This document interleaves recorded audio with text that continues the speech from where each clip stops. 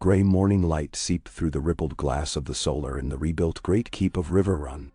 Outside, the Tully banners drifted in a wind, laced with the promise of snow, though it was still autumn.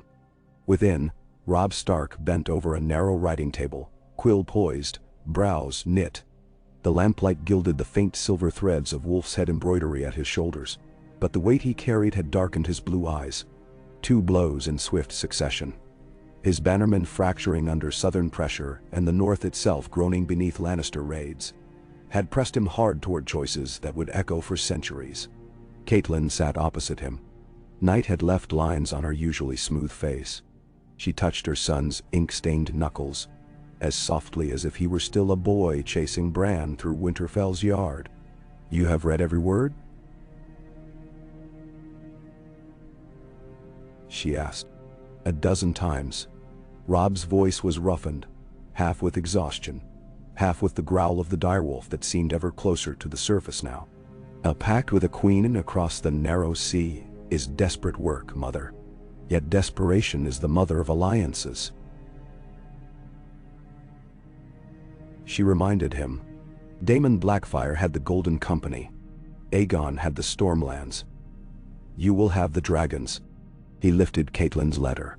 Her own hand, sealed for Tycho Nestoris in Bravos, where whispers claimed a silver-haired dragon queen sought ships, and set it beside the fresh parchment he had penned for Lord Davos Seaworth, rumored to serve as her broker in the Free Cities. If both missives crossed the sea safely, the dance would begin. That night, Robb walked the ramparts alone. Gray wind padded beside him, brimstone eyes glowing. Beyond the walls, the Tumblestone River reflected moonlight, in ragged streaks, like sword scars. Robb thought of the Riverlords breaking bread with Lannisters under forced oaths, of Walder Frey's unreadable smile, of the tireless ravens that flew south from the Twins with tidings he did not control. The night smelled of iron. Somewhere in it, a dragon's sword. Or so he told himself, tasting the idea as the sky snowed stars. Hundreds of leagues east, Daenerys Stormborn stood upon the balcony of the Great Pyramid of Meereen. Below, torches dotted the terrace where freedmen sang a lullaby that spoke of chains turned into plowshares. Drogon roosted on the pinnacle above her, wings mantling against a hot wind. His breath limned the air with embers. Missandei approached softly. Another raven Khaleesi. This one bears a seal of a gray direwolf. Daenerys' fingers trembled before she took the scroll. News of the Seven Kingdoms had thinned to rumors these past moons. Jorah was gone, Hisdar dust, Quentyn burned. Tyrion's counsels wound like Dornish wine. Rick, treacherous, never quite the same vessel twice. She broke the seal. Robb Stark's words were lean, honed like a spear point. "I am king in the north, but the north is bleeding as your own people once bled beneath whips. I offer a marriage bond between us. Wolves and dragons hunted together when the world was young. Let them hunt again. I cannot promise a crown of all 7, only the swords of winter, the loyalty of hard men, and a future free from Lannister rule for us both." Beneath, an almost childlike postscript. "The songs say dragons do not fear winter. Tell me it is true." She read it thrice, then looked to Drogon. The great beast hissed, shaking sparks from his wings that drifted into the dark like fireflies. "That," Tyrion Lannister said behind her, "might be the most Stark-like love letter ever written." Daenerys did not smile. "It is no love letter. All the better, politics last longer than love. It is a plea, imp, and perhaps an answer to mine." Her gaze wandered eastward where Astapor's distant fires once glowed, then west to the black horizon. Somewhere beyond lay Dragonstone, seat of her birth, and the red hills where her ancestors first forged Valyrian steel into destiny. She touched the parchment again. Dragons do not fear winter. In Bravos the letters met their crossroads. Tycho Nestoris, ever drawn to prophet and prophetic rumor, fed coin to captains willing to brave autumn storms. Davos Seaworth, still stung by Stannis' ashes, took charge of one galley personally. A gray direwolf prowled its sail. Beneath, painted in fresh crimson, curled 3 dragons. Sailors muttered that mixing sigils was ill luck, but Davos merely set his jaw. The narrow sea tossed them with frozen spray. 4 ravens did not survive the crossing. The one that reached White Harbor bore a broken leg and a message scrawled in Valyrian script. "She comes." Snow kissed the battlements of Winterfell when Lady Daisy Mormont rode in with 60 spears and a grim smile. Stark men guided her into the great hall, where Robb warmed his hands over a low brazier. Ghost moons earlier, Mormont Island's council had sworn daughters for sons in Robb's cause. But now Daisy brought a different offering. The island's famed shipwrights, standing ready to fell pine and fashion hulls for a dragon queen's escort. Robb accepted with measured gratitude, yet in his eyes Catelyn saw the embers of something fiercer than courtesy. He dismissed all, save his mother and Daisy, then drew the queen's latest raven letter from his belt. "She will bring 2 of the 3, he whispered, disbelief threading hope. "Rhaegal and Viserion are smaller, more manageable," she writes. Daisy laughed like a crow. "Manageable dragons? The old gods have wicked humor." Catelyn imagined dragonfire rolling over the next marshes, melting the Frey's stone bridges, and felt her pulse quicken. Yet fear coiled colder around her heart. Dragons burned as warmly as they betrayed, and Targaryen madness lay never far from Targaryen glory. "Will you wed by Northern Rite or Valyrian?" she asked. "Both," Robb answered. "Under the weirwoods first, for the north, then before the dragon's fire. That the world might see we are not afraid to embrace the old blood." Daenerys' fleet cut through the bight beneath banners of silver and gray. Rhaegal circled above like a living emerald banner, while Viserion rode a blizzard of his own making, steam blasting from pale jaws. Snowflakes hissed as they kissed his hot scales. Northerners lining White Harbor's walls cried out half in terror, half in awe. Bran's ravens, thick in the boughs of the castle's burned weirwood, beat frantic wings as if the trees themselves remembered Balerion's shadow. In Winterfell's yard, Arya Stark practiced with her slender Braavosi blade. She paused, squinting skyward at the monstrous silhouettes blotting clouds. "So that's a dragon," she murmured, not sure whether to grin or scowl. Sansa, watching from a balcony, clutched a fur cloak about her shoulders.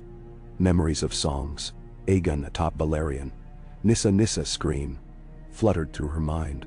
She thought too of Joffrey's gore-stained smile and the sound of her father's head striking Baelor's steps. Songs had teeth.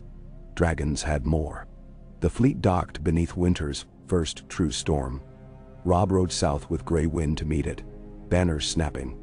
He wore mail blackened and etched with runes of the first men, an armor Tywin's gold had never seen. Snow thickened to a white curtain, through which the queen emerged, draped in shimmering sable and silver. Her hair shimmered brighter than the drifts, plaited like braided rivers. 2 knights flanked her, Barristan and Selmy, icy dignity in old age, and strong Belwaz scowling at the cold. Tyrion followed, cloaked to his chin, wineskin hidden like a secret. Robb dismounted. The wind roared. Between them a single white weirwood leaf tumbled, scarlet veins stark against snow. Daenerys extended a gloved hand and Robb knelt, pressing it to his brow. Gasps rustled from the gathered northern lords.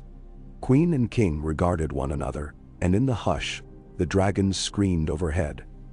Trumpets of another era returned. That night in the Godswood, the marriage consumed quiet hours beneath the heart tree. Robb's direwolf and Drogon both watched, separated by a ring of torchbearers.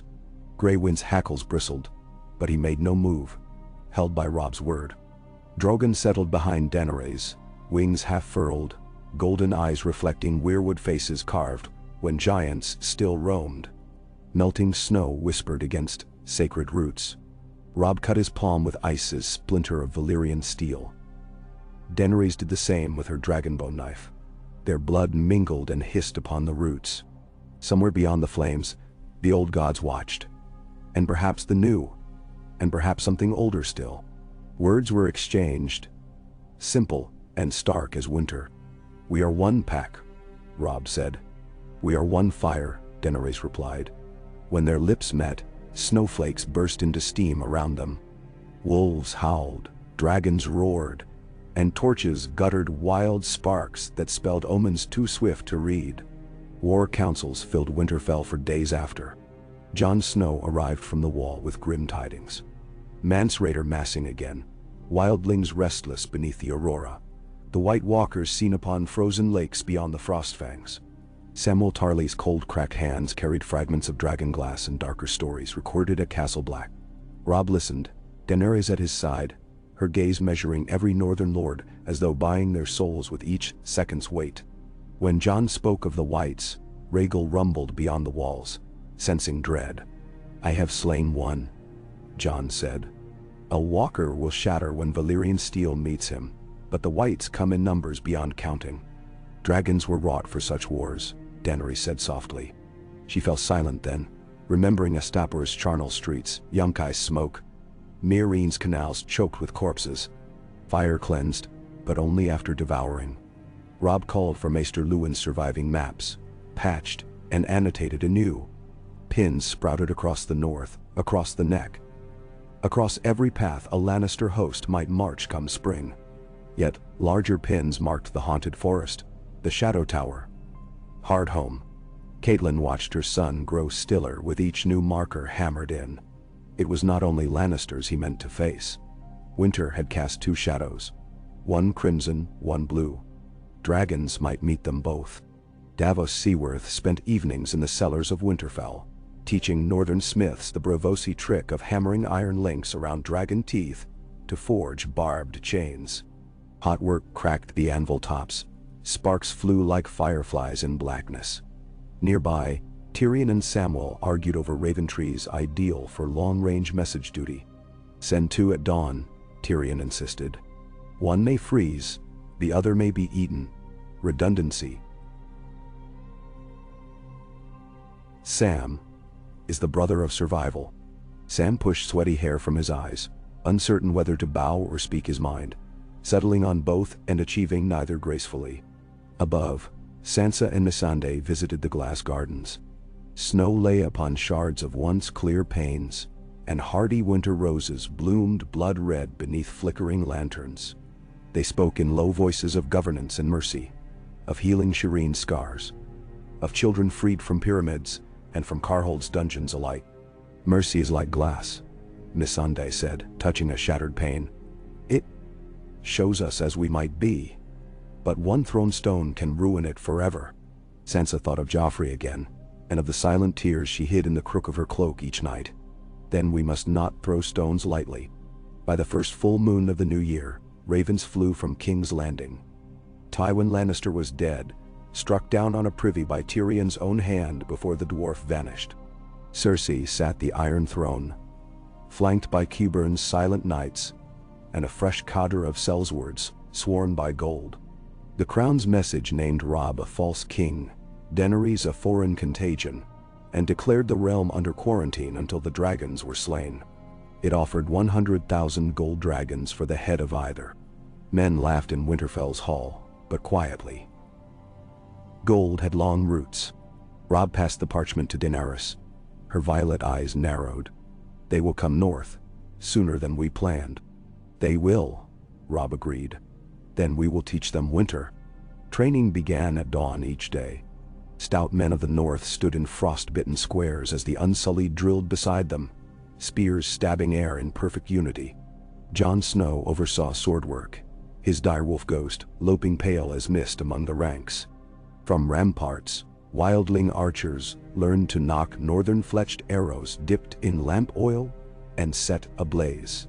On the eastern practice field, Rhaegal's massive shadow stretched across packed snow.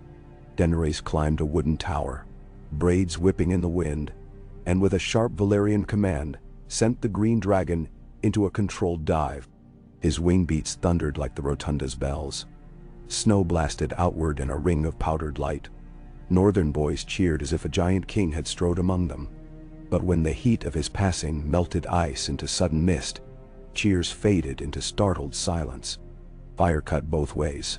Catelyn walked among the healers' tents, assessing new salves shipped from Essos, reasons to treat frostbite slower, analgesics to blunt the agony of burns. She prayed nightly before the heart tree, but her prayers tangled now with scents of unfamiliar herbs and the Dragon Queen's foreign words. Winterfell felt at once reborn and possessed. The wedding feast waited until the first clear evening, held in the courtyard where Brandon Stark had once danced widdershins round a fiery horse. Trestle tables creaked beneath boar glazed with honey, winter shrimp from White Knife, and haunches of aurochs slow-roasted whole.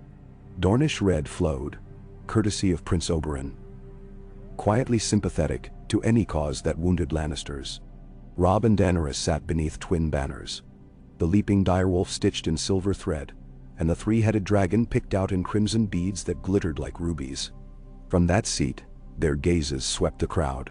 Lords from Bear Island and Skagos, former slaves beside Karstarks, or lore priests debating with septons. Unity was loud, chaotic, imperfect. Yet the dragons overhead, fiery sigils stamped against night, reminded all that this gathering represented something unseen since Aegon set foot on Blackwater Rush. Toward midnight, the drums quieted. Robb rose, goblet in hand, his new bride's fingers interlaced with his. "Tonight," he said, "the North toasts not to war, but to the winter ahead. For winter is not our foe, it is our forge. And we are the steel inside it." A roar of approval rolled across the yard. Above, Rhaegal answered with a roar of his own, tongues of emerald flame rippling skyward. Snowflakes flashed to steam and drifted back down as diamond dust. Children reached up to catch the glow,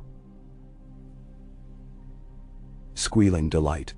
In that moment, for the first time in many moons, laughter carried further than fear in Winterfell. Yet dawn returned heavy with omens. A rider from the Dreadfort arrived half-frozen, lips blue-dot-eye. Bolton banners, he gasped, had turned flayed side outward once more. They marched for Moat Cailin with Lannister coin in their packs. Behind them mustered foot from the twins. Frey men turned south again after a year of feigned penance. Robb sent ravens before breakfast was cleared. By dusk, Mormont longships unfurled sails. Glover axes piled in wagons. Reed crannogmen slipped silently into barred shadows. The queen mounted Rhaegal at first light, sweeping low along the King's Road where terrified peasants scattered like leaves before a gale. She burned no hamlet, but her shadow alone split loyal hearts from traitorous. On the wall, Maester Aemon clasped the latest raven and whispered, "The song has changed key." Jon Snow read the words, "Dragons in the neck, fire in the snow." He looked toward the dark beyond and thought he heard something vast stirring there. Something older than dragons, older than direwolves, older even than men. South at Moat Cailin's broken towers, Ramsay Bolton tasted salt on the wind. He rubbed a raw pig's knuckle across his lips, smiling at the shrieks still echoing from the dungeons. When word came that 2 dragons darkened the sky northward, he laughed until tears carved tracks through the dirt on his cheeks. "Good," he told the maester he'd stolen from Tallheart lands. "Every beast has its leash. All I need is the right meat to dangle." He glanced at a blood-spattered hood lying folded on a table of flayed hides. "Send another raven to Cersei and another to Qyburn's black cells. Tell them the North remembers, but so do the Boltons." Dander. In the crypts of Winterfell, candlelight flickered over ancient kings of winter. Daenerys walked between tombs, fingertips brushing cold stone direwolves. Ghosts of her own ancestors whispered in the hollows. Aerys, Rhaella, Viserys' fever dreams. She halted before Lyanna Stark's statue, its hands folded over a stone lily. Snow dusted the maiden's face like the ashes of a burnt city.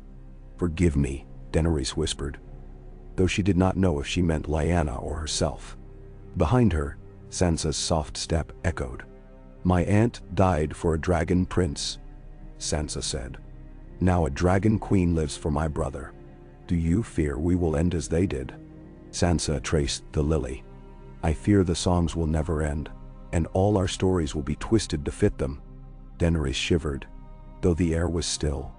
She thought of the Iron Throne, with swords forged from oaths and broken by songs, and wondered if Winter's heart could melt such metal at last, or whether dragonfire was doomed ever to feed it. Above, the bells of Winterfell tolled thrice. Robb's council was summoned. War murmured at the gate once more, and snow began to fall harder. The first true blizzard, thick enough that the horizon vanished, leaving only wolves and dragons standing in a world of white. Oh. Hey. Yeah. The storm thickened until Winterfell lay trapped inside a swirling white silence that muted even the dragons. Chimneys belched black smoke, and the wind dragged it sideways, smearing the sky like ink across parchment. Barristan Selmy stood atop the battlements wrapped in bearskin, eyes scanning for shapes in the snow.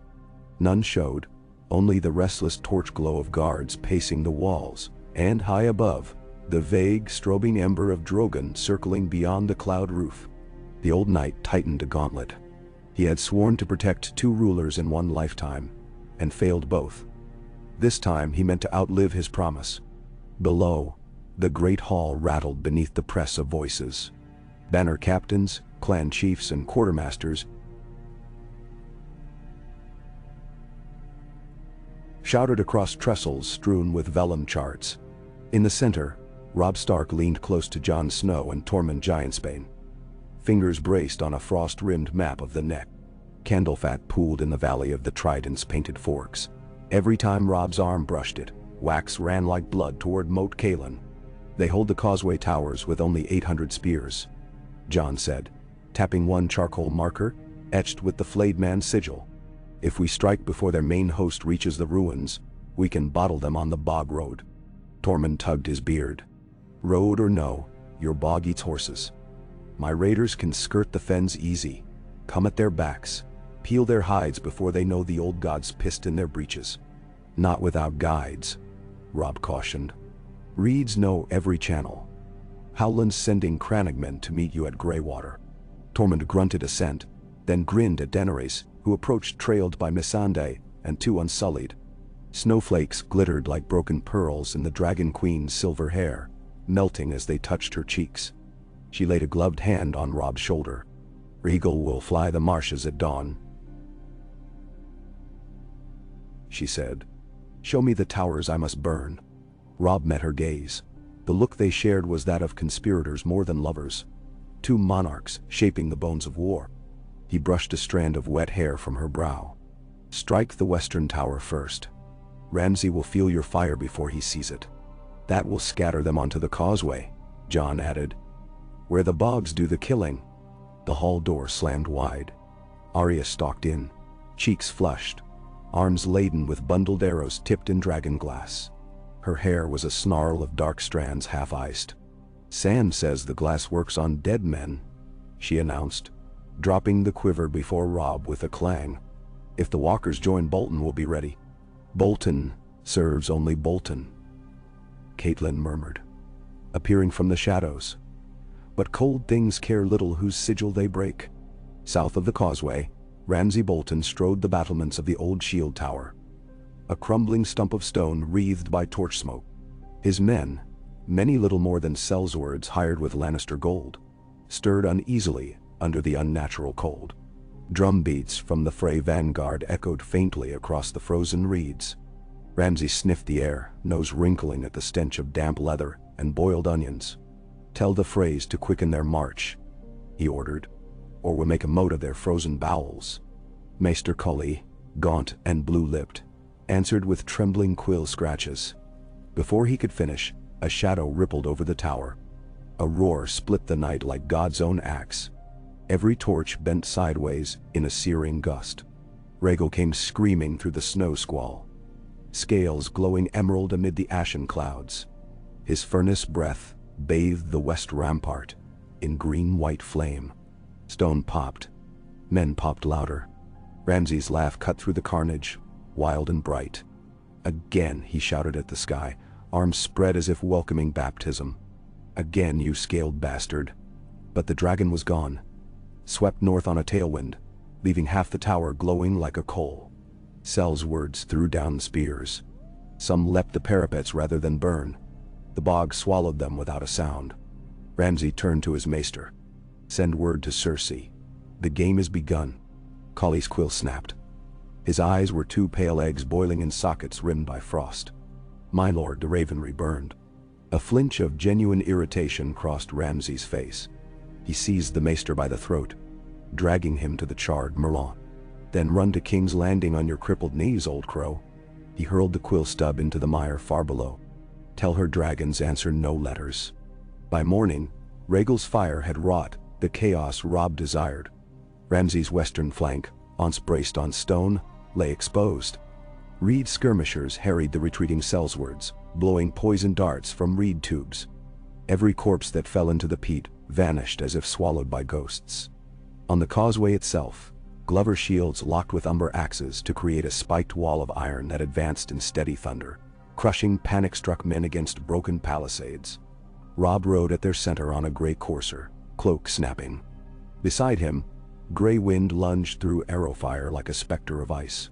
The direwolf tore a path so swift even Robb's bannermen lost sight. Snow and ash mixed into slurry beneath hooves. Screams became steam. Viserion swooped low, golden white flame slicing a drawbridge chain. The timber platform tilted, dumping 80 frays into the bog's black maw. Catelyn watched from a rear knoll, heart of ice of hope and dread. She recalled banners fluttering at Oxcross, the fear-drummed cheers of untested boys. And later, their bodies piled like fallen harvest. Victory could smell like rot as easily as like glory. But Daenerys remained skyborn, her face lit by reflected fire. Each sweep of Rhaegal's wings cast gusts that scattered bolton arrows. She and the dragon were one shape, one shadow against the storm. Wolf and dragon married indeed. When the sun sank, no Bolton banner flew. Ramsay slipped away with a handful of Dreadfort loyalists, vanishing into fog thick enough to hide 100 sins. Robb set patrols to hunt him, but knew the bastard would bleed the north for months yet. Still, the causeway towers now smoldered in stark silhouette, lighthouses of ruin marking the south's failing reach.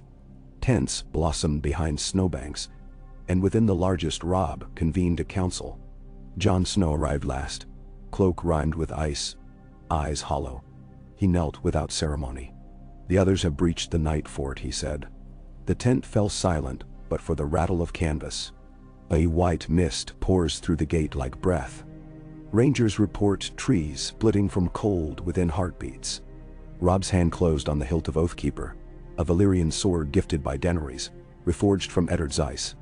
How many walkers? 3 seen, enough to raise hundreds of dead within moments. Tyrion drained half a cup of mulled wine. "That mist will suffocate half our line before a single wight raises a sword." Daenerys rested gloved hands on the crude table.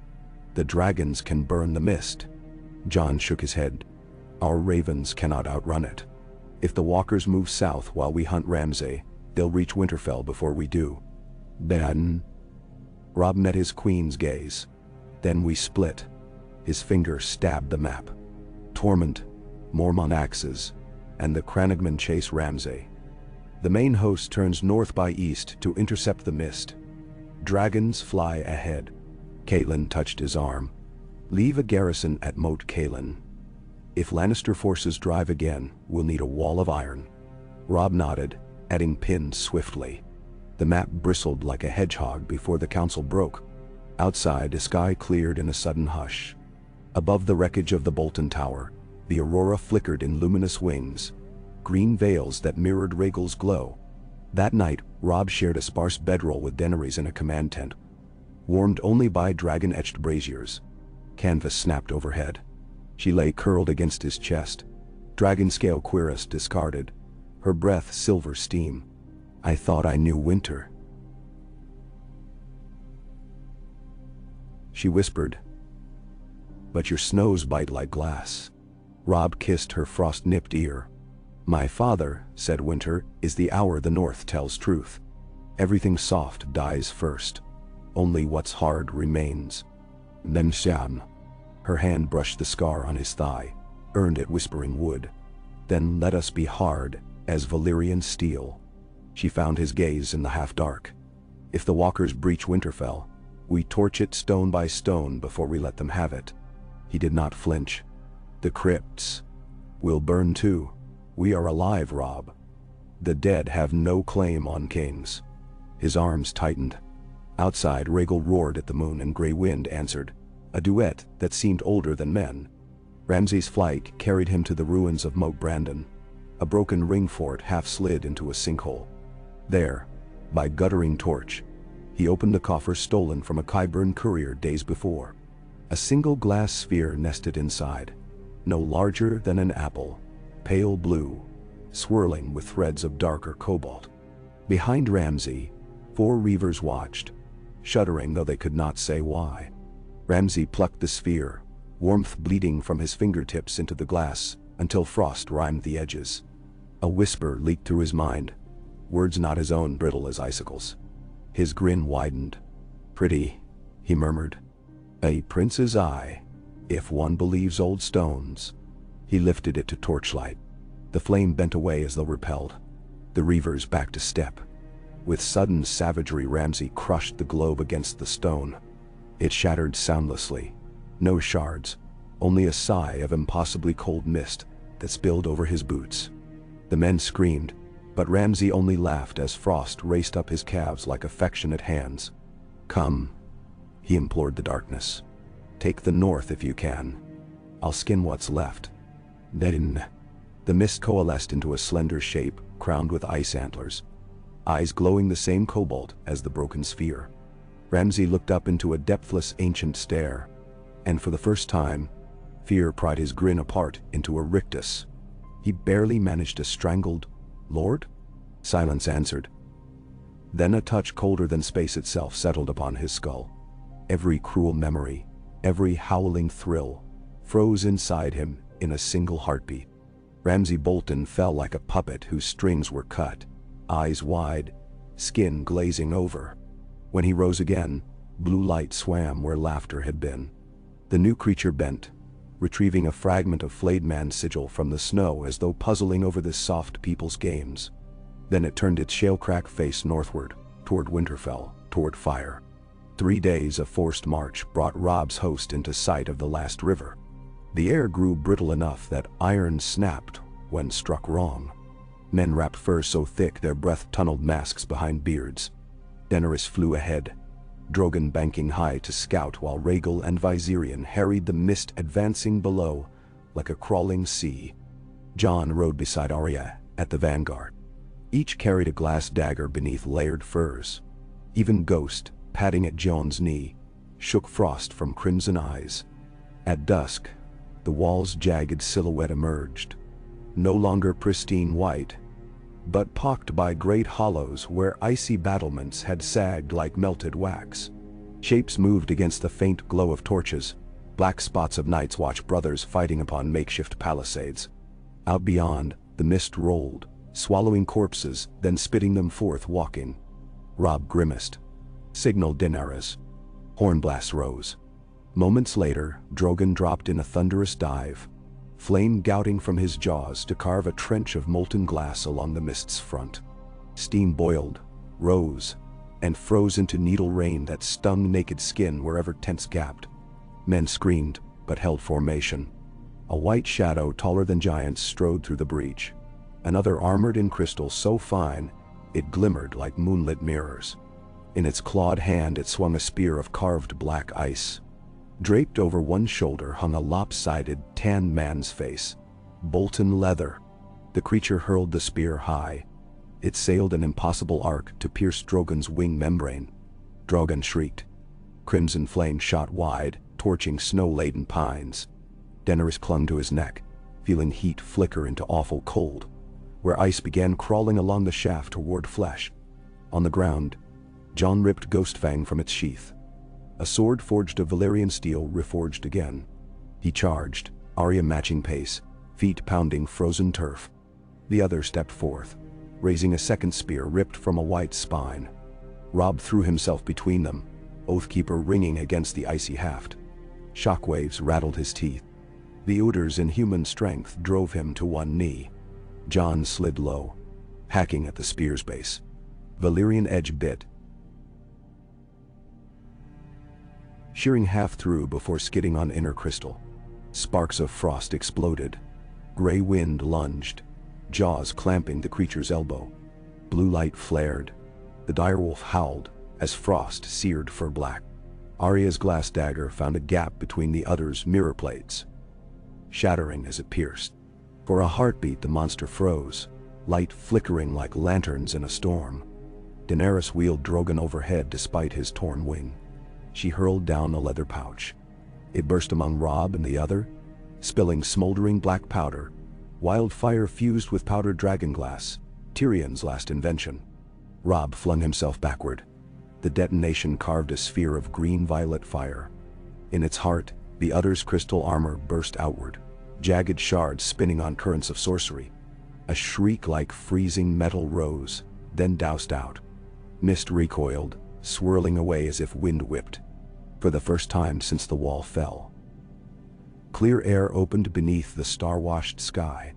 Silence came so sudden it felt deafening. Men stared at the smoking crater where the creature had stood. Broken shards of ice lay scattered among burnt turf. Within them, faint faces flickered and faded. "Seven, save us," whispered a Glover captain. Robb stood, lungs on fire. Oathkeeper glowed dull red along its fuller. He turned to his wife aloft, meeting her eyes across the battlefield's ruin. She dipped her head, betrayal of relief softening the iron of her gaze. Night crept down with no fresh assault. The army encamped in the lee of the shattered wall. Above them, Jon, Sam, and Tyrion conferred in the shattered library atop the shadowed tower, poring over cracked dragonglass tablets brought by wildlings. Candlelight made runes dance on stone. "It spoke of 3 eyes," Sam murmured, tracing one glyph. 3 winters, 3 fires. "The second fire is you, your grace." He nodded to Daenerys. "The third is blood of dragon and wolf together." Tyrion arched a brow. Prophecy seldom serves supper without a riddle. Yet one thing is plain: our enemy seeks vessels, living or dead, to house its cold. Da. Jon's fingers whitened on the table edge. "Then we deny it flesh. Burn every corpse, no matter whose banner." Robb stepped from the stairwell. His boots scraped ice. "Begin with ours. If I fall, burn me. If Daenerys falls, burn her." Daenerys touched his shoulder. "If I fall, Drogon will see it done. But promise me you will not fear fire. Fear chains. Fire belongs to us." He turned, cupping her face in gloved palms. "We honor old gods and new," he said softly. "Yet tonight, I kneel to Dragonfire too." 3 dawns later, the main body of the Lannister Frey coalition crested the neck behind armored mammoths on loan from Korth, beasts shipped at staggering cost by Cersei's new associate allies. Gold-plated howdahs bristled with scorpions engineered to hurl harpoons of black steel tipped in Dornishman's bane. Behind them marched 20,000 spears. Torment's raiders, Reed Frog spearmen, and Mormont shield maidens skirmished fiercely, but were pressed back. The surviving tower at Moat Cailin became a siege nest. Wildfire grenades lobbed from its parapet burst among mammoth legs, but the beasts lumbered on.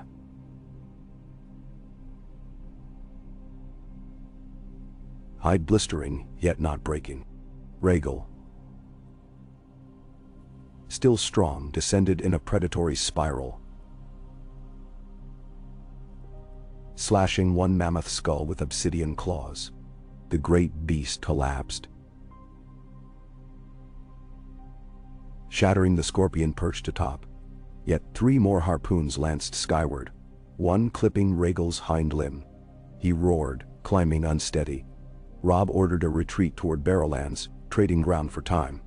Tyrion remained behind with a hand-picked cadre of alchemists and 20 barrels of wildfire. At dusk, when Lannister trumpets sounded their advance across an ice-crusted ford, the alchemists fired signal arrows into the waist-deep bog. Flames sprinted across oil-slick rills until they reached the submerged barrels. The explosion cracked heaven open. Peat, oil, and pink mammoth flesh erupted in a geyser that swallowed a quarter of the Lannister vanguard. Tyrion barely escaped, hair singed, leaping onto a half-frozen log as burning pitch rained like comet shards. He hobbled north, smoke wreathing him like a funeral shroud. And behind him, orange seabed fires burned for 2 days straight. At Barrowton, Lady Barbary Dustin opened her gates to the northern host, though her eyes burned with old suspicion. She hosted the joint crown in her black stone hall, whose pillars were carved as grasping kings. At supper, she asked Robb what price he offered for her stables of fresh mounts. "Not gold," Robb said, "but graves." He pointed east where sunset smoldered. "Help me fill them with frays." Lady Dustin's cold laugh shook dust from rafters. "Graves are cheap, but vengeance I'll buy." She rose, drew from beneath her cloak the skull of Eddard Stark's great stallion, once stripped from the crypts by her late husband. She passed it across the table. "Return this to Winterfell, and the North rides with you." Robb accepted the skull reverently, placing it before Daenerys. Silently, the queen placed one dragon scale upon the table in turn. "Black, heart-shaped, glimmering. And may dragons guard the road," she said. Lady Dustin's lips parted in something like wonder. A pact older than heraldry sealed itself in that exchange. Bone for flame. In King's Landing, the Raven's tales arrived slow and incriminating. Cersei crushed goblets one after another, wine mixing with blood from her gashed palms. Qyburn proposed forging scorpion bolts of obsidian coated in frozen poisons he claimed to have distilled from captured whites. Cersei ordered trials at once, using condemned sparrows as targets. 3 died screaming, veins turning to black glass. "Good," Cersei breathed. "Send barrels north. Transport will take weeks," Qyburn cautioned. "And gold dwindles. The Iron Bank grows skeptical of dragons who devour interest payments." Cersei's eyes narrowed. "Then pay them with crowns of the dead." She turned to the mountain. Silent, towering, skull helm, etched with fresh symbols of flayed women. "Ride with a first convoy. Bring me Robb Stark's head and the bitch queen's heart." The mountain inclined his massive helm. 7 thumps echoed as he stepped away, each like a war drum counting down to something vast and terrible. Word of the mountain's march reached Robb's scouts near Long Lake. Snow had ceased, but gusts still drove razors of ice across the flats. Sansa, newly arrived to supervise the wounded, read the dispatch in a candlelit field chapel. Her hand trembled. "He killed Elia. Her children. Burned the Tower of the Hand," she whispered to Arya, who warmed numbed fingers at a brazier. "Now he comes for Robb." Arya's face hardened. "Then I cross him off my list. You'll not fight that giant alone." "Who said alone?" Arya lifted her bow. "You carved by Braavosi craft, strung with silk dipped in dragon glass dust. I've friends in high places." She whistled. Above, Viserion's pale shadow eclipsed the moon for an instant. In the frozen forest near Widow's Watch, Bran Stark waited by a heart tree whose red leaves clung stubbornly despite winter. Mira Reed stood guard, spear tipped in obsidian. Bran's eyes were white, pupils rolled back, as he forged through a murder of crows. He soared on their wings above the advancing mountain, counting armored giants, wagons laden with black iron coffins. One coffin lay open, stinking of sorcery. Inside, a dead man wearing stark gray, blue light in his eyes.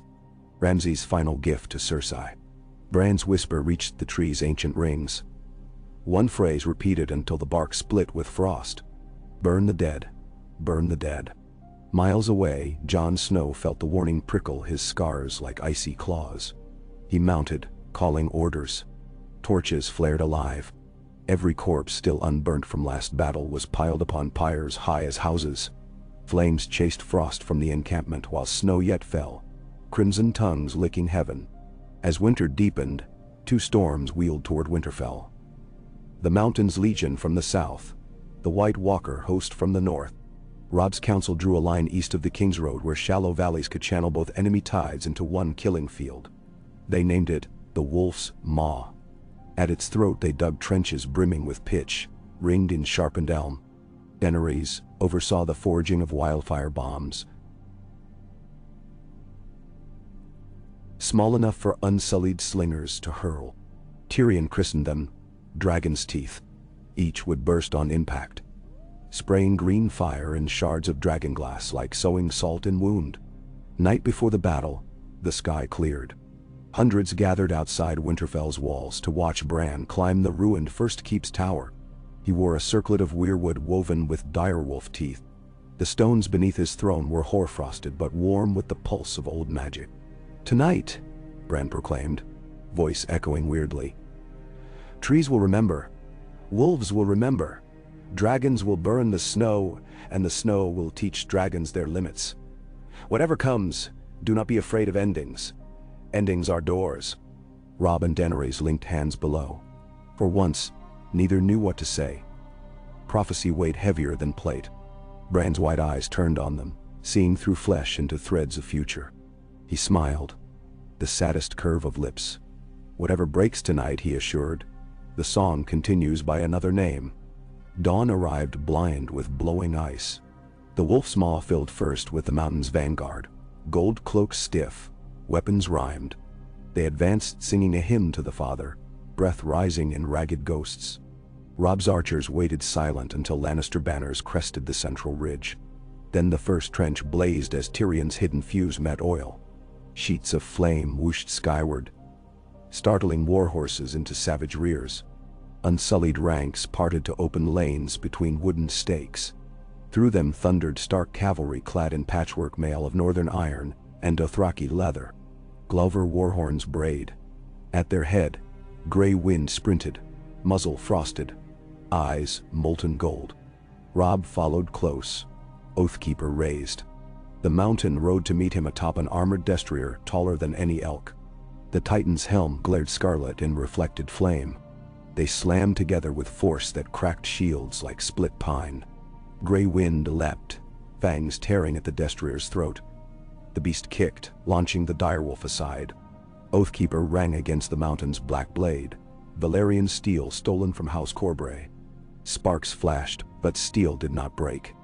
Above, the sky roared as Rhaegal and Viserion engaged two ice dragons conjured from shattered whites and bound to Walker will. Their wings beat cloth thin, leaking frost smoke. Drogon, still healing, hovered near Winterfell, ready to fall if the others faltered. Claws met claws, fire met winter breath, ash and snow mingled. Swirling downward like a blizzard of coals. On the second trench, the first White Walkers appeared, figures of rhymed armor stepping from ruined mists behind Lannister lines. Some seemed to wear Bolton skins, others Frey cloaks. All moved in eerie unity. They raised stolen swords of frozen daylight and advanced. Lannister knights who tried to flee were cut down from behind by their own dead men. Robb saw it in a heartbeat. Two enemies, now one, living and dead, twisted into the same advancing wedge. He bellowed for the dragon's teeth. Slings whirred, green comets arced. When they burst, wildfire washed across both armies indiscriminately. Men screamed, steel sang, ice hissed. The mountain pressed, indifferent to flame licking his greaves. He hewed left, right, carving space. Robb's shield splintered under a downstroke that jarred his arm numb. Gray wind rejoined, lunging for the Titan's gorget. The mountain seized the direwolf's scruff one-handed, lifted, and threw him like a sack into a knot of spearmen. Bones cracked. Robb's breath hitched. He saw gray wind struggle, blood matting fur. Anger hotter than dragon fire filled him. He fainted, rolled beneath the giant's neck swing, sliced the hamstring of the destrier. The horse shrieked, toppled, pinning its rider a blink long. Robb surged up the beast's flank. Oathkeeper plunged toward the mountain's visor slit. Stone-hard gauntlet caught his wrist. The Titan rose, shrugging the dying horse away as if it were straw. Iron fingers crushed Robb's ulna. He felt bone grind. Oathkeeper fell. The mountain's left hand drew a dagger of black ice, one of Qyburn's new poisons. Then a whisper of silk. Arya's Braavosi arrow punched through the visor slot, burying Fletching deep. The mountain's helm jolted. Black blood spurted against Robb's breastplate, sizzling as if acidic. The Titan staggered, but did not fall. Again, Arya yelled. 20 archers loosed. Half the shafts shattered, 3 penetrated joints. The mountain roared, voice like smashing tomb gates. Rhaegal swept overhead, a gout of emerald flame engulfing the giant. The ice-forged dagger melted in his hand, spilling venom that ate through vambrace into bone. Finally, with one last grinding snarl, the titan sank to knees. Then forward, a pillar collapsing. Snow puffed outwards. The earth shook. Robb retrieved Oathkeeper. He stood over the smoldering corpse, breath ragged, arm throbbing. Around him, men cheered, but the White Walkers pressed on. The spear tips of cold drew nearer, whites crawling through gaps wildfire left. Daenerys descended astride Drogon. Risk be damned. She met Robb's eyes amid conflagration. Together, she said. They fought back to back, wolves and unsullied forming rings around them.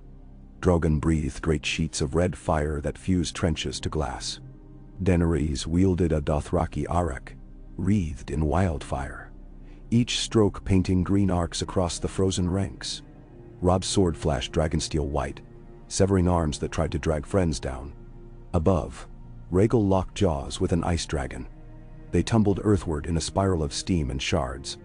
At the last instant, Viserion rammed the ice beast's flank, snapping wings. They crashed beyond the ridge in an explosion of splinters. Jon Snow scaled a mound of corpses to confront the walker bearing Ramsay's skins. Their blades met, Longclaw versus Iceblade. Sparks of frost and dusk danced. Behind Jon, ghost savaged whites like a spirit of winter betrayed. Arya darted past, severing tendons with needle, leaving shattered legs for the wolf. Samwell dragged wounded men to pyres he lit himself, tears freezing on lashes each time a familiar face crumbled in flame. Bran, hours away in the tower, poured ravens into the night like Black River, sighting enemy leaders, guiding Rhaegal's dive paths. Even with dragons, the tide seemed endless. For every walker shattered, 2 whites rose. Wildfire stores dwindled. The pitch trenches ran dry. The air itself shuddered with extremes, blasts of furnace heat clashing with claws of utter cold, forging storms that screamed across the field. At sunset, when light turned blood orange on the ice, a horn blast groaned from westward hillocks. Reed horns calling the return of Tormund's raiders. They burst from tree line wielding weirwood-tipped pikes soaked in oil. Behind them, Mormont shield maidens bore torches wrapped in scented pitch. They crashed into the white flank, chanting the old Bear Island war song. Flames flowered anew. Tormund himself severed a walker's head with a stolen Lannister halberd, bellowing, "Ice melts! Fire eats!" Each kill sent up a roar that fed the living's morale. Still, the central walker, the one that slew Ramsay, remained. It moved among its brethren like a general, raising dead Lannisters with a gesture. Arrows bounced from its mirrored cuirass. Dragonfire slid off its surface, hissing into steam that refroze midair. Tyrion, limping with cane splintered from battlefield plank, shuffled through smoke to Samwell. "Does glass kill what wears armor of ice?" "Only if it pierces," Sam gasped, chest heaving. "Armor must break first." Tyrion looked up at Winterfell's Godswood, where the heart tree glowed crimson. "Then we break it another way." He grabbed Sam's sleeve, dragged him toward a stockpile of dragon's teeth bombs nearly spent. Night fell with no clear victor. Fires dotted the wolf's maw like fever blisters. Whispers spread that Robb had died. Whispers spread that Daenerys had flown away. Each rumor bled courage from men already hollow. In truth, Robb sat against a toppled scorpion cart, arm bound in leathers, eyes half closed. Daenerys knelt before him, feeling for fever. They shared the last of a wineskin. "Still we breathe," Robb murmured. "Still we burn." She returned. Above them, Rhaegal limped on 3 limbs. Viserion circled protectively. One wing tip blackened. Drogon crouched behind, tail thrashing. Senses locked on the walker commander pacing beyond torch range. Robb struggled up. "I ate this tonight." Daenerys' fingers pressed his chest. "Together." He shook his head. "If we fall, Winterfell falls. One must stand hearthwatch." He glanced to Rhaegal's bleeding wing. "He needs his mother." Silence cracked between them. Flamelight painted hollows on their faces. Finally, Daenerys leaned her brow to his. "I will remain," she said, though each word tasted like ash. "But you carry both our banners." She unclasped her dragonbone dagger, pried loose a single scale from her vambrace, and pressed it into his palm. "Dragon and wolf," she whispered. "One pack, one fire." Robb closed fist around the scale. "I return," he vowed. She kissed him once. Nothing lingering. Everything promised. Then turned away to Mount Drogon. As she rose into a sky spangled with embers, Robb felt a hollow widen inside him. Yet through its ache blazed a purpose forged of two hungers. For life. And for the end of all who threatened it. Tyrion's plan was simple madness. So, potentially genius. Sam and Davos helped lash 4 barrels of wildfire to the mangonel arm of a damaged scorpion. They packed dragon's teeth within each barrel, then stretched a net of chainmail over the assembly to serve as shrapnel. Tyrion calculated trajectory by moonlight, scribbling figures on a shield rim with charcoal. "The target stands there." He pointed to the walker general pacing the ridge. "We overshoot the first shot by 50 yards to gauge wind. If we miss, we die," Davos noted. "If we hit, we also might die," Sam sighed, wiping a mix of sweat and snowmelt from brow. Tyrion bared teeth. "But if we hit just right, we win." They cranked the torsion ropes until fibers sang. A pair of unsullied struck flints. The barrel's fuses sputtered. Tyrion shouted, "Loose!" The mangonel arm snapped upward, spewing the fire-packed missile into the night. It arced green, trailing sparks. The walker looked up, moonlight reflecting off faceted helm. The barrel struck 20 paces left. It burst, carving a hemisphere of green flame, hurling dragonglass blades in a deadly ring. The walker's cape caught. Flames danced along its margins, but extinguished fast, on the unnatural cold radiating from its form. Tyrion grimaced. At just 6 degrees starboard, 2 degrees elevation. Sam yanked a lever, coughing clouds. Fuses relit. "Second time's heart of the bull," Davos muttered. The shot flew. It rose too high, falling behind the walker. A ring of fire ignited whites, who marched blind into it, but the commander never slowed. Tyrion slammed fist to shield. Third barrel. All or none. The ropes creaked, near snapping. Flames licked fuse. They released. Time slowed. The missile dipped, painting a trail across heavens. The walker turned, and for the first time, seemed to hesitate. The barrel exploded the instant it touched the creature's cuirass. Chainmail netting disintegrated into molten rain. Dragonglass shrapnel blasted outward, shards spinning into every fissure the wildfire forged. A scream like riven glaciers splintered the night. The walker flared, body spider webbing with fissures glowing deep blue, then white, then darkest void. It shattered in a pillar of frost dust. At that same heartbeat, every white on the field spasmed. Blue lights guttered from their eyes. Corpses collapsed like strings collapsed on puppets. Silence fell thicker than any snow. Fires crackled. Somewhere, a man sobbed. Another laughed hysterically. Dragons circled overhead, roaring not in rage but triumph. Robb felt pain recede, arm throbbing but his heart soaring. He climbed a boulder, raised Oathkeeper. "The night yields," he shouted. Winterfell endures. A roar erupted from living throats, echoing off distant hills. Men embraced, unsullied touched foreheads in the Neethi gesture of thanks. Wildlings howled at the moon until their voices broke. Daenerys landed beside Robb, Drogon folding scorched wings. She dismounted, snow crunching beneath light steps. He reached for her.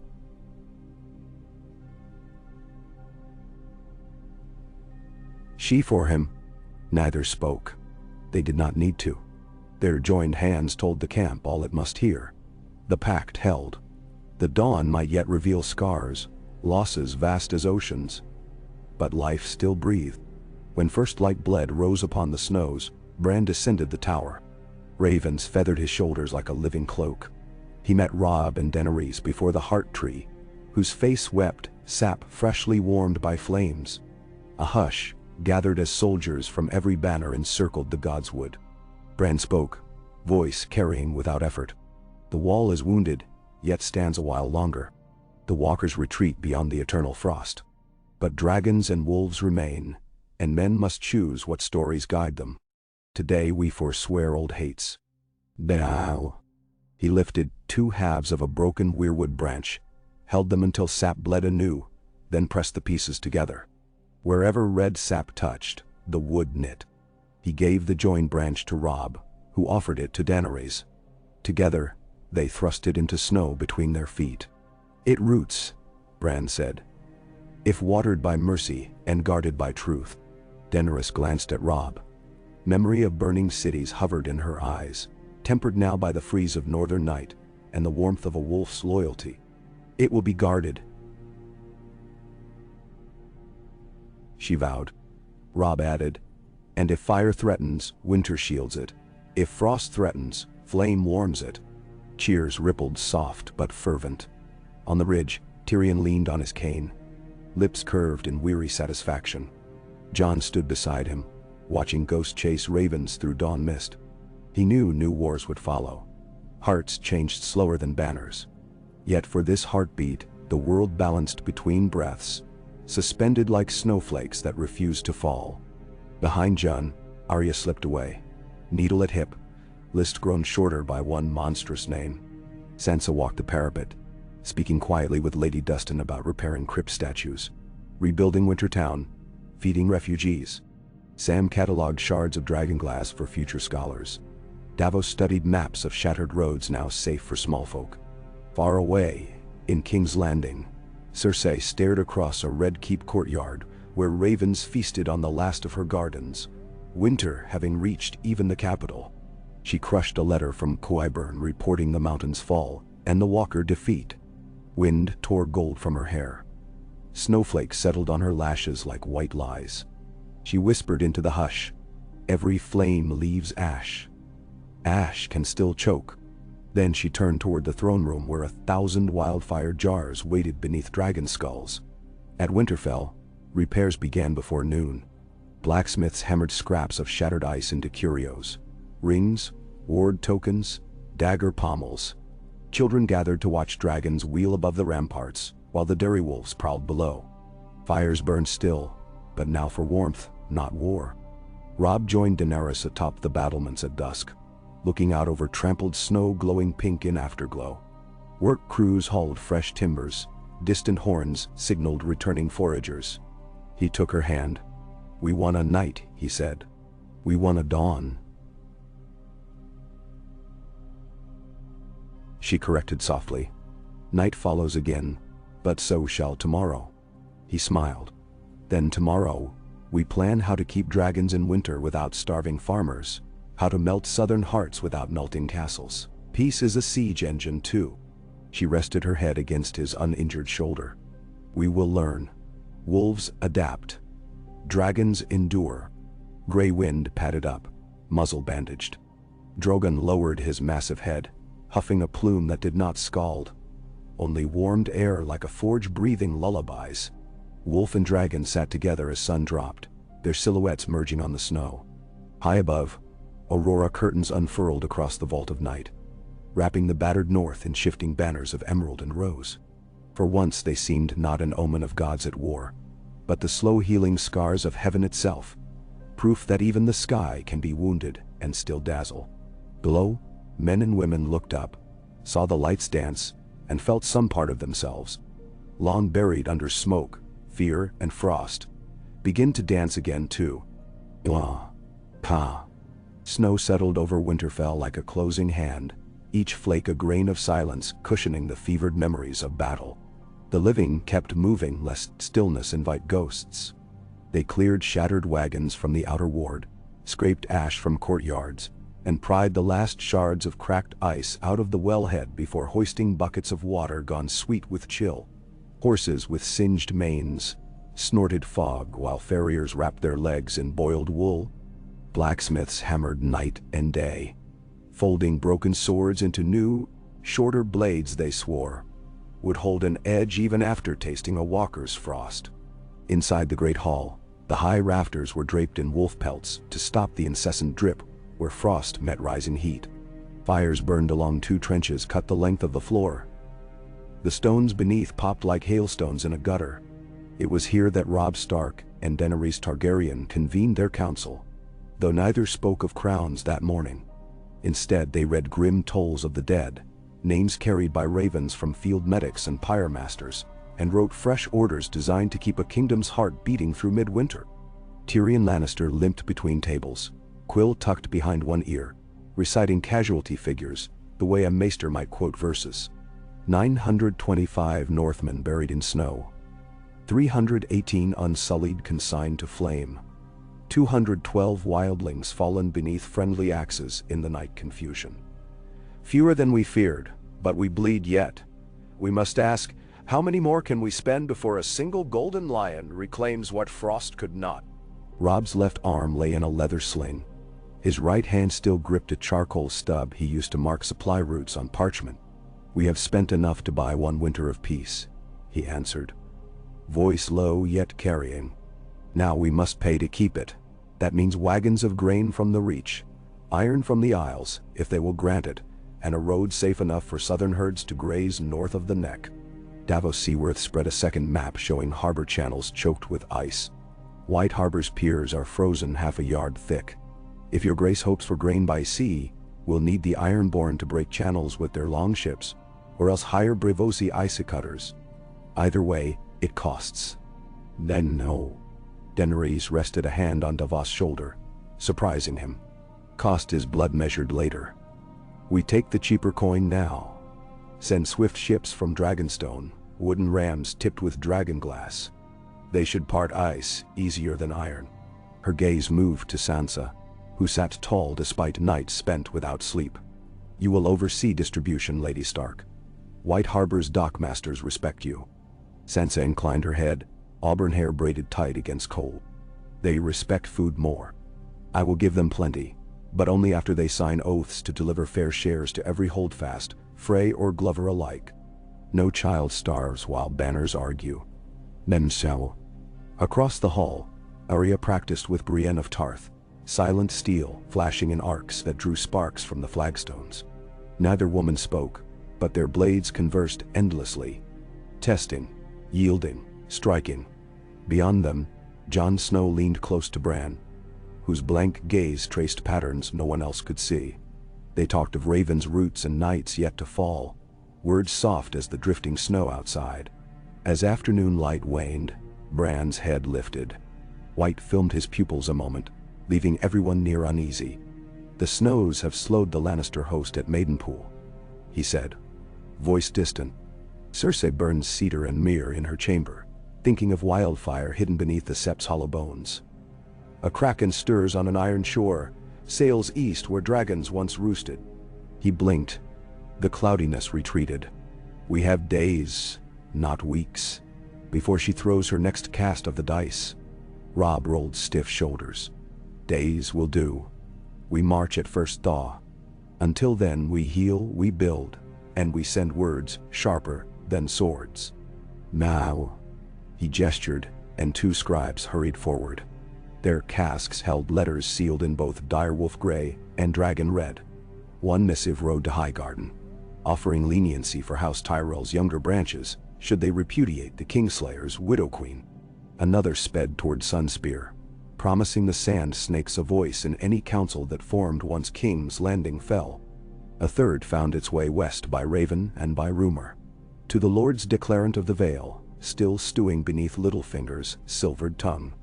To each the promise was clear: bend now, and rule tomorrow beneath a new age forged of fire and snow. Night closed around the hall like a tide. One by one the council dispersed to their duties.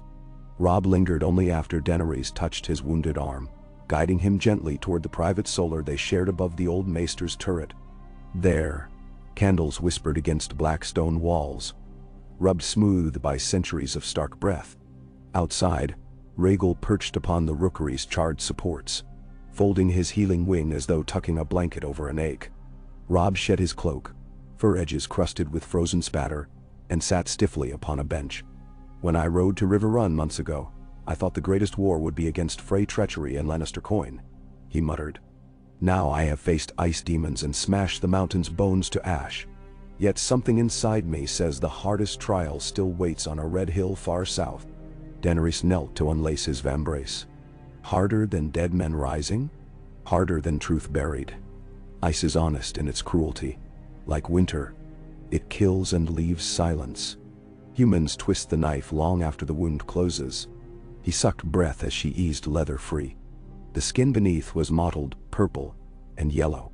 Cersei has 1,000 minds whispering inside hers, all hungry. She kissed the bruise softly. Let her hunger. When a creature starves, it loses caution.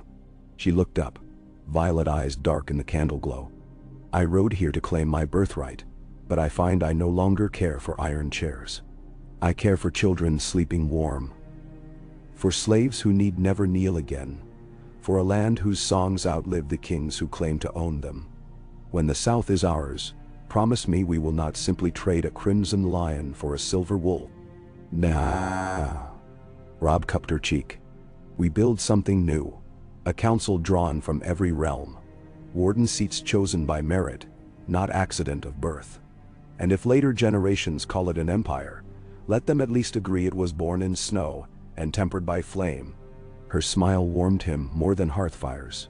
She rose, drew him toward bed, and there they spoke less and dreamed more, leaving tomorrow's wounds for sunrise. Dawn broke bitterly clear, the sky a field of hammered iron. Ravens scattered across it, black flecks moving fast south. Along the battlements, Jon Snow paced in quiet conversation with Tormund Giantsbane Dodai. Their silhouettes, one lean, the other built like oak, leaned against the same wind, blowing frost from their whiskers.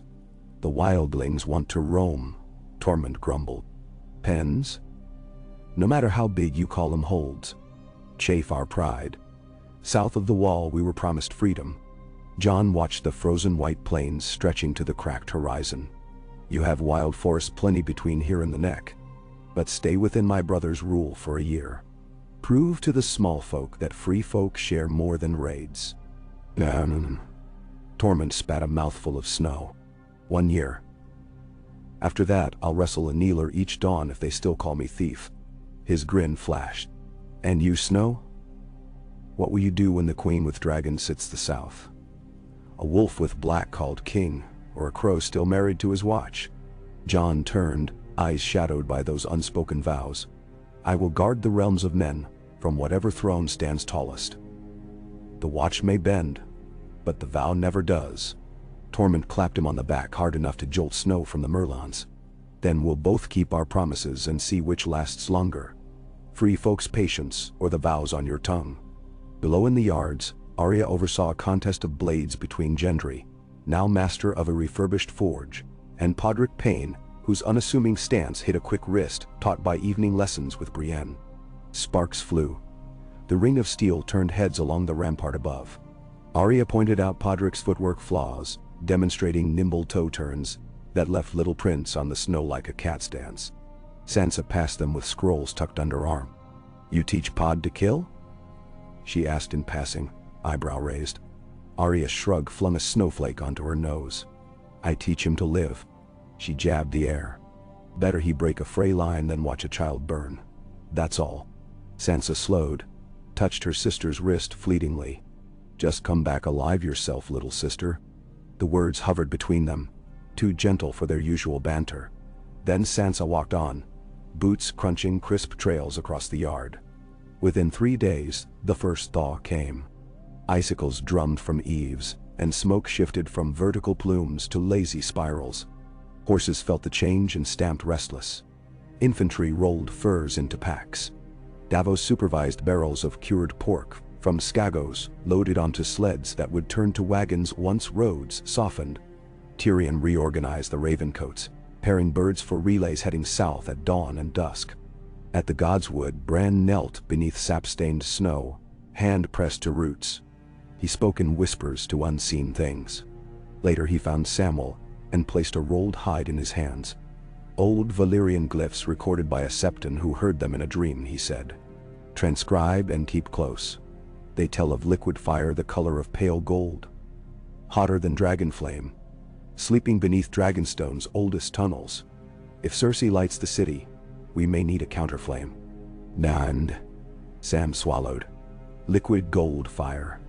The alchemists speak of it only in riddles, but I'll search. He tucked the hide into his satchel. If we cannot find it, Bran smiled sadly. Then pray Drogon's wings are stronger than prophecy. Early the next morning, Robb rode the length of Winter Town, speaking with tanners, millers, and weavers. He promised restitution to those whose barns burned in the battle, and impressed upon elders that every man or woman who could heft hammer or draw needle was needed to outfit the host for the southern march. He halted at the broken stair of the old sept, where a cluster of children poked at half-frozen remains of a Snow White. Their laughter carried.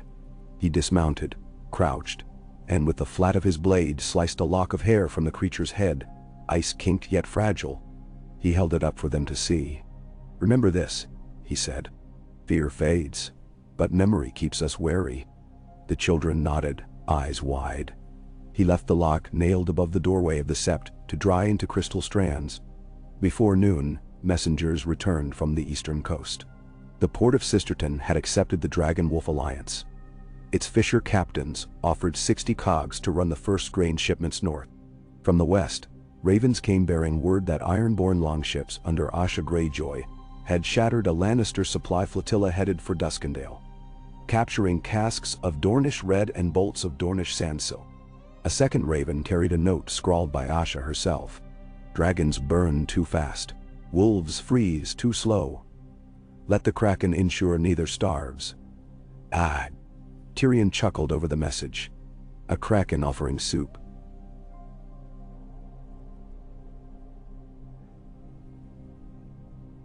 How the world softens iron hearts when lions lose their roar.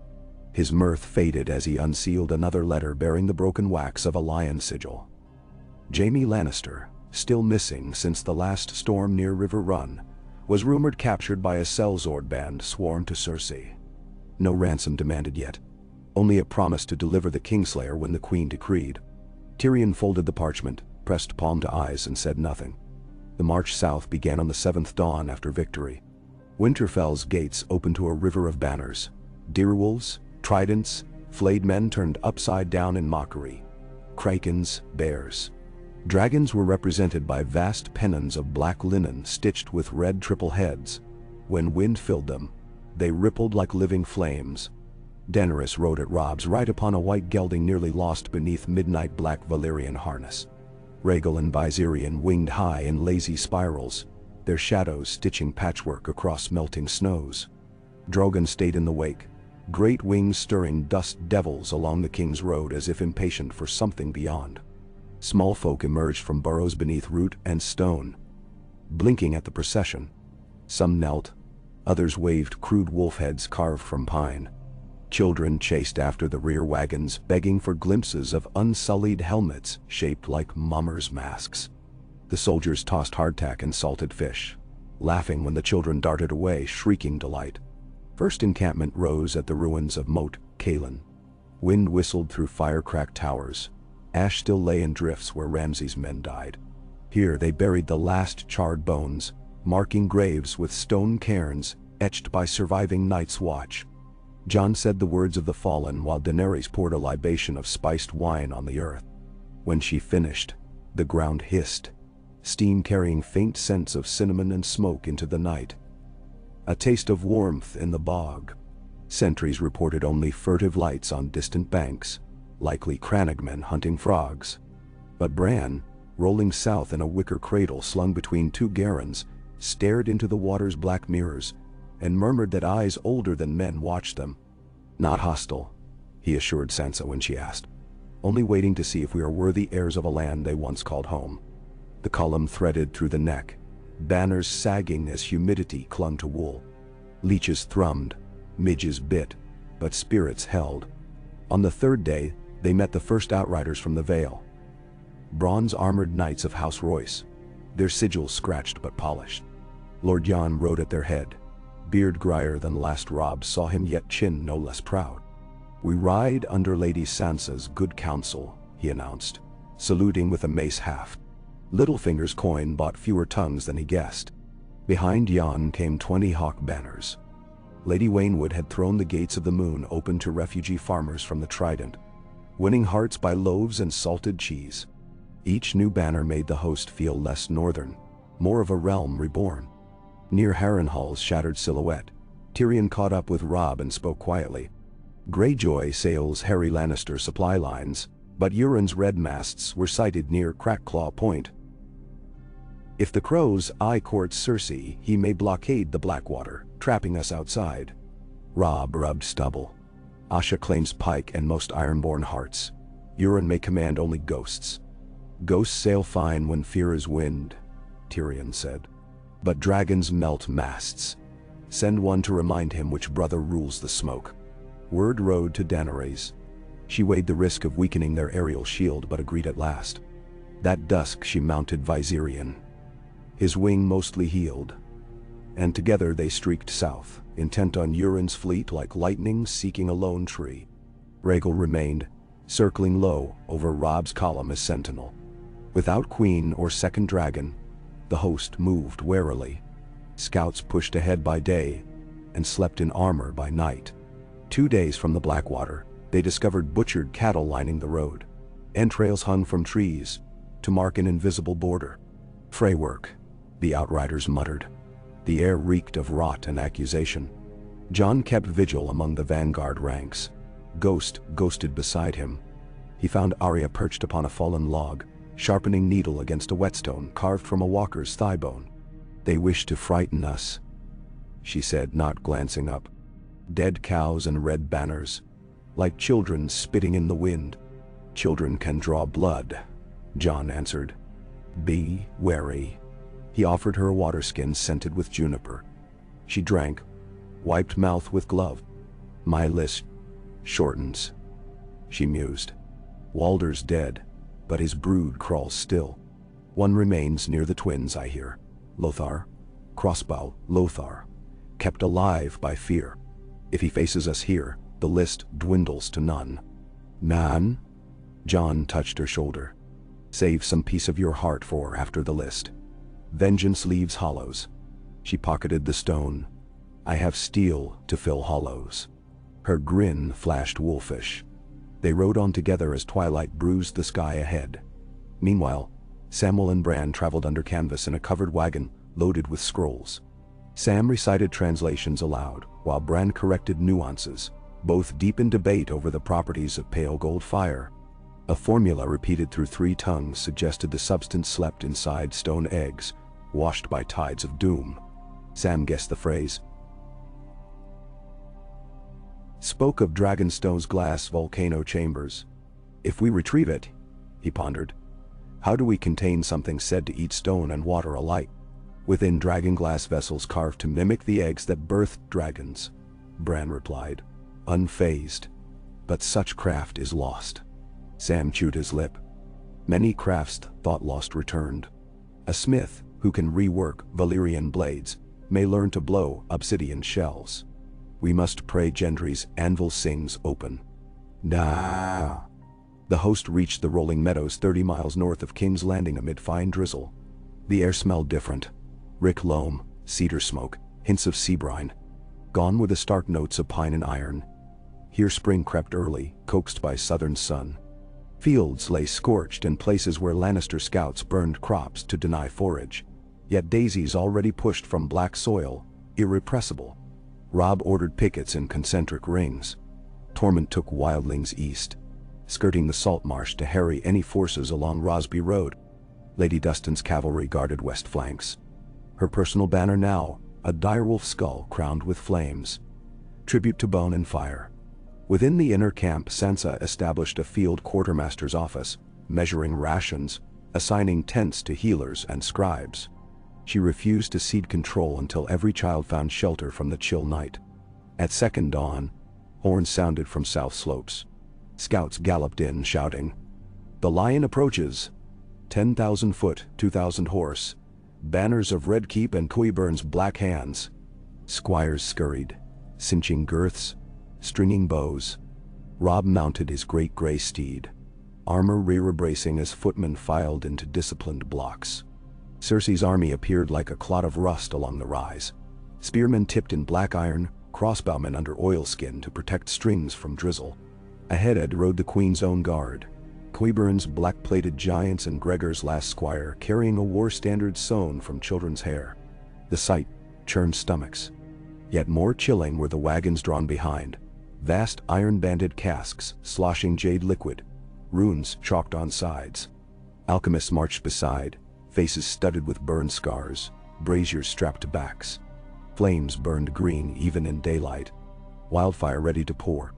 Robb's gaze flicked skyward. Rhaegal drifted above clouds, but Viserion was days south. Daenerys flew with him. She would not return in time if Euron detained her. Horns fell silent. From the Lannister vanguard rode a single figure on a white mare. Armor gold, hair gold, crown of red gold. Cersei herself, cloak lined with crimson silk fluttering like torn heart. In gloved hand she carried a flag of parley. Half white, half lion crimson. Robb spurred forward accompanied by Tyrion and Davos. They met midway, horses snorting, hoarfrost rising from flanks. Cersei's emerald eyes slid over Robb, lingered on Tyrion. "Little brother," she purred, "you bring half the graveyard to my gate." Tyrion bowed stiffly.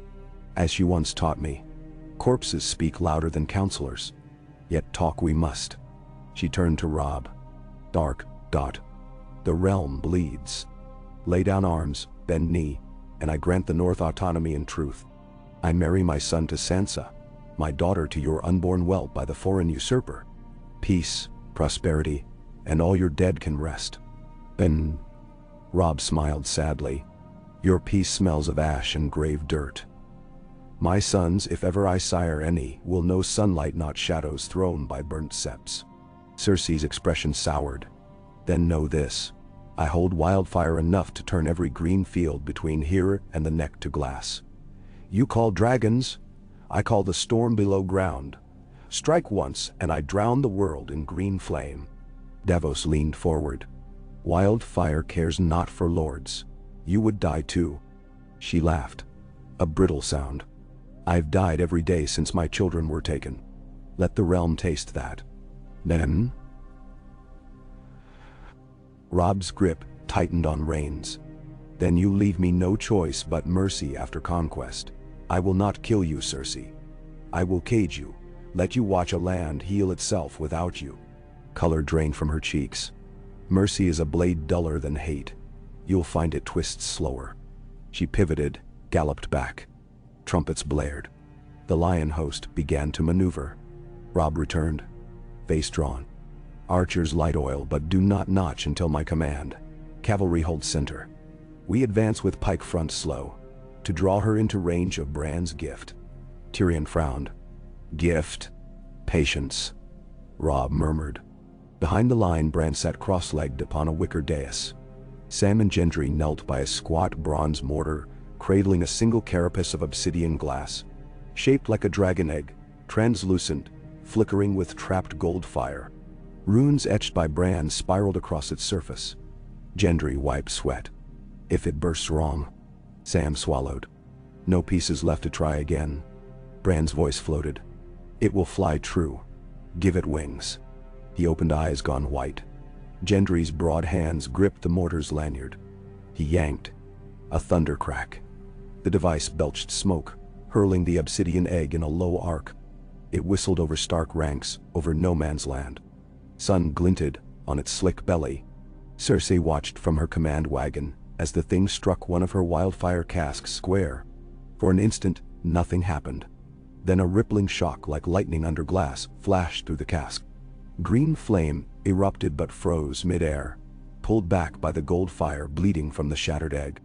The two alchemies met, snarled, and imploded, collapsing into a swirling vortex of jade and pale gold light. Each nearby cask ignited, but instead of exploding outward, their flames were sucked inward, feeding the vortex which glowed brighter, hotter, until it shone white at its core. A wind tore across the battlefield, dragging cloaks toward the whirl. Soldiers dropped weapons, stumbling. Flames leapt from braziers into the spiral, extinguishing as they vanished. Wildfire storages along the rear ranks flared and drained like water whipped into a maelstrom. In moments, every ounce of Cersei's green fire was gone, devoured by the pale inferno that hovered 2 man-heights above churned mud. Then the vortex collapsed with a sigh, leaving only a scorch mark of gleaming glass on the earth, and a silence filled with thundering heartbeats. Thousands stared, unmoving. Tyrion exhaled first. "Well," he muttered. "Alchemy checkmated."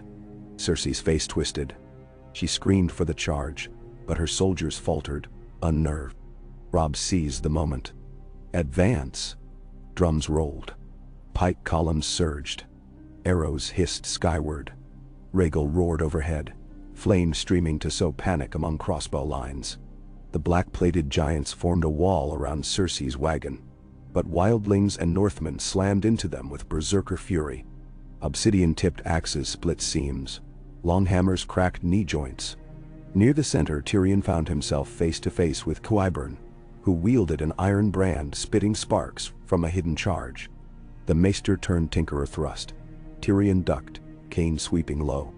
The brand missed, searing air. Tyrion jabbed point of cane into Qyburn's throat. Bone popped. The iron bar fell. Tyrion fetched a dagger, and with grim resolve, ended the man who had turned knights into monsters. On the field's western edge, Arya slipped through chaos like smoke, seeking the squire who bore Gregor's banner. She found him cowering beneath a broken standard, eyes white with shock. One thrust of needle ended his fear. She tore the banner free, tossed it onto a burning cart. Robb's cavalry cut through faltering Lannister infantry. Dust and drizzle mixed into blood-streaked muck. Somewhere Brienne led a wedge of Vale Knights that shredded a flank of gold cloaks in moments. Jon rallied the center, long claw blazing, Ghost snapping at heels. At last, Cersei's wagon, pulled by panicked destriers, listed when one wheel shattered under a thrown hammer. The wooden slats buckled, the queen within spilled onto churned mud. Her crown rolled, gathers of rubies scattering like blood drops. She scrambled, hair matted, one slipper lost. Before she could rise, 2 unsullied spears pinned cloak to ground. Robb rode forward, dismounted slowly. Cersei glared, mud streaking her cheek. "Kill me then, wolf." He sheathed Oathkeeper. "I promised a cage." She spat, but no words came. Chains forged at Winterfell's forge snapped around her wrists. Sansa approached, cloak immaculate save one splatter of crimson near hem. She looked down at the queen who once forced songs down her throat. No triumph in her face, only cool finality.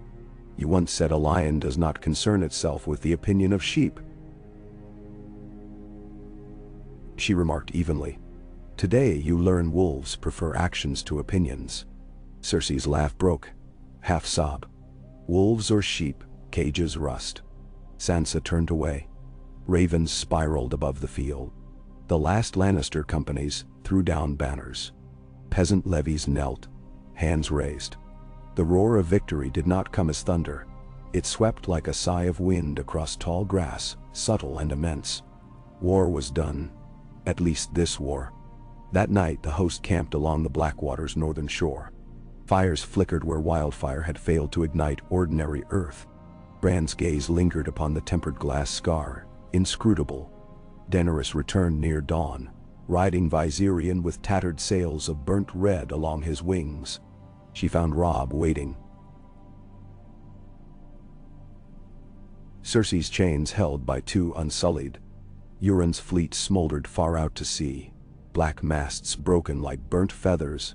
She dismounted, greeted Robb with a weary clasp. "The Kraken swims no more." "And the lion has been caged," he answered, nodding toward Cersei. Daenerys studied the prisoner.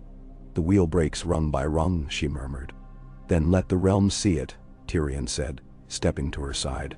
"Tomorrow we enter King's Landing not as conquerors, but as healers. The dragon's fire and wolf's winter have ended, leaving spring. We must show them blossoms, not blades." From the city's battered walls small faces peered. Ragged children, starved small folk. They saw 3 figures standing side by side. A dragon queen streaked with soot, a northern king with arm bound in blood-stained bandage, and between them a dwarf whose wit carried heavier than his stature. Behind towered Rhaegal and Viserion, wings mantling the sky like dawn. The next steps would decide histories yet unwritten. But for one breath of cool morning air, everyone listened to birdsong rising from thickets newly freed of fear. It was thin, tentative, yet unmistakably the song of something living that had no need of crowns at all.